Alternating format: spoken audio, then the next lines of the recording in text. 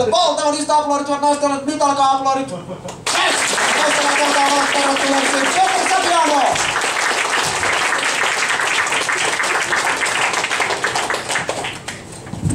Kiitoksia. Anna Jussille aplodit asuudesta. No moi!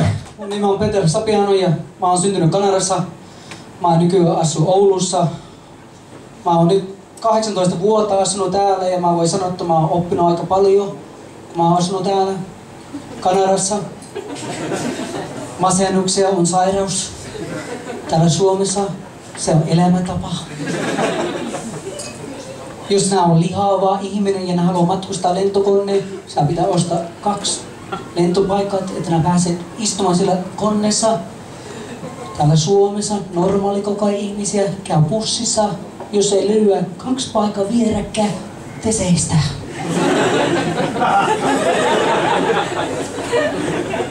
Jos ne menee hississä yksi, sä katso itteni peiliin ja puhuu, että kyllä mä oon hyvän näköinen tänne. Jos ne menee hissiin ja joku muu on siellä, kato lattialle. Ja rukoile, että se toinen kaveri ei sano sulle mitään. Jos nää juo 12 olutta, puoli pullo jallua, et sä oo päissään.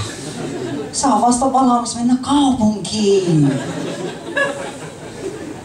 Mulla on lapsia, 3-vuotias ja 5-kuukautinen. Onko kellekään lapsia täällä? Sulla. Eikö ne ole mahtavia? Ne naurata mulle joka ikisen päivä, oikeesti. Mun vaimo on nyt tullut niinku lisää kiloa, kun se on syntynyt lapsia ja se yrittää reenata koko ajan ja katso mitä se syö. Ja se yksi päivä tuli kotona salille ja 3-vuotias juoksi sille ja antoi halia.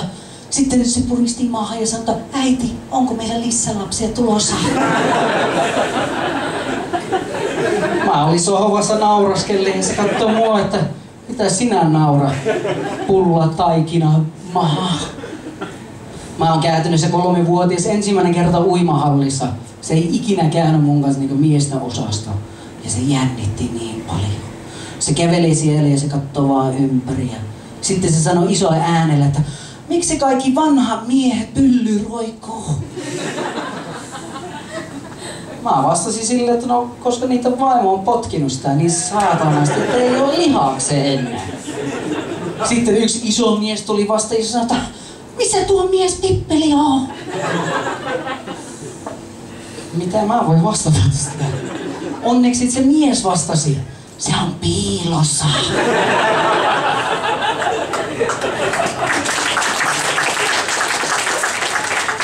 Tyttö meni ihan sokissa, se oli ihan hiljainen ja mä tiesin, että se miettii sitä asiaa. Aina kun se on hiljainen, se miettii. No me mentiin ja riisuttiin vaatteita, oli valmis niin laittaa uimapuku päälle ja sitten se sanoi, että miksi tuo mies pippeli oli piilossa? No mä katsoin ympäri ja mä sanoin, koska se on niin pieni. Sitten se katsoi mua ja sanoi, että on se isompi kuin sulla. Mies, lapsen suusta kuuluu totuus. Paitsi tätä tilanteen, kun mulla on jättimäinen käärme mun housussa, mutta koska Suomi on niin vitun kylmä, että se on piilossa. Mutta lapsen suusta on aina kuullut totuus ja me voi oppia niinku lapsesta, kun niillä ei ole mitään filteriä. Ne sanoo ihan suoraan kaikki asiat, mitä niillä on ajatuksissa.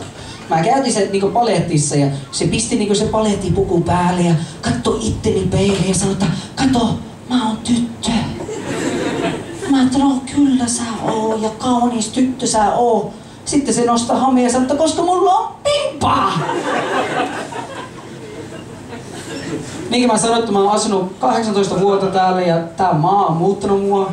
Että mä en ikinä voi uskoa, että maa voi muuttaa ihminen. Niin kuin joka aamulla kun mä käyn töihin, mä pitää juo 12 kuppi kahvia ennen kuin mä sanon kellekään huomenta. Ei tuu vastaus takaisin. Oulussa on nyt tullut lunta. Mä kävelin autossa ja lipsasin ja melkein jalka meni poikki. Ensimmäinen juttu, katso ympäri, että näkyykö ketään. Sitten mä kävin pussissa. Pussissa oli niin helvetin hyvän näköinen nainen. Mutta koska tää maa on muuttanut mua, mä olin niin ujo, että mä oon ottanut mun muna esille ja alkaa runkamaan. Kaikista pahin juttu, mikä tää maa on muuttanut mulle, on se, että pikkuhiljaa minä alkan vituuta näitä maahanmuuttajia. Kiitos, mun nimi on Peter Sapiainen.